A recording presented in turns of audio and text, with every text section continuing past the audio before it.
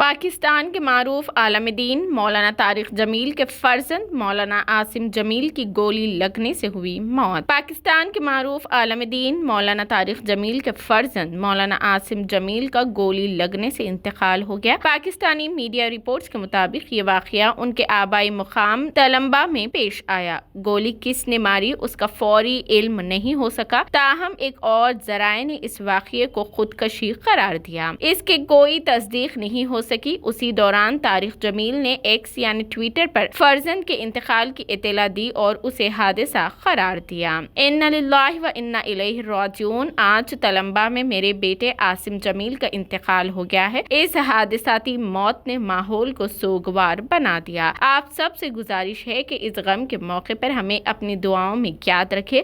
اللہ میرے فرزند کو جنت الفردوس میں اعلیٰ مقام عطا فرمائے۔ وہیں آج معروف عالم دین مولانا طارق جمیل کے فرزند کی موت کے معاملے میں پولیس نے انکشاف کیا ہے کہ انہوں نے خودکشی کر لی ہے۔ پاکستانی میڈیا اداروں جیو نیوز اور ٹیلی جنگ کے مطابق عاصم نے خودکشی کی ہے۔ میڈیا رپورٹس کے مطابق regional police officer Multan Sohail Chaudhry نے کہا ہے کہ مولانا طارق جمیل کے بیٹے عاصم نے خودکشی کی ہے۔ ڈی پی او نے خودکشی کا CCTV فوٹیج دیکھا ہے۔ RPO ملتان کے مطابق عاصم جمیل نفسیاتی مریض تھے اور کئی سال سے ادویات کا استعمال کر رہے تھے۔ انہوں نے 30 بور کے پستول سے اپنے آپ کو گولی مار لی۔ پولیس کا کہنا ہے کہ عاصم جمیل نے اپنے ملازم عمران سے پستول منگوایا اور اپنے سینے پر پستول رکھ لی، جبکہ عمران نے انہیں ایسا کرنے سے منع کیا۔ پولیس کے مطابق عاصم جمیل نے پسند کی شادی کی تھی اور بعد میں طلاق ہو گئی تھی۔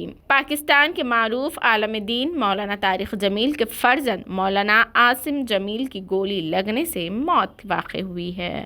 آج شام کو میرے چھوٹے بھائی عاصم جمیل کی ڈیتھ ہو گئی، جو کہ ایک بہت بڑا ہماری فیملی کے لیے سانیہ ہے۔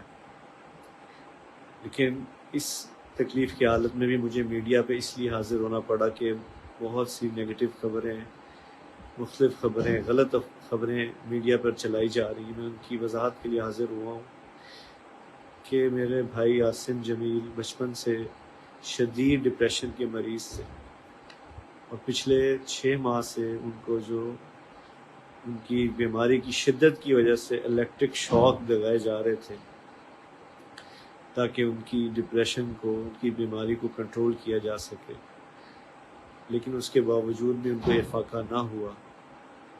اور آج کے روز وہ اتفاقاً گھر میں اکیلے تھے اور انہوں نے اپنی تکلیف اور اذیت کی وجہ سے باہر سیکیورٹی پہ تعینات جو گارڈ تھا اس سے بندوق لی اور اس سے اپنے آپ کو انہوں نے شوٹ کر دیا۔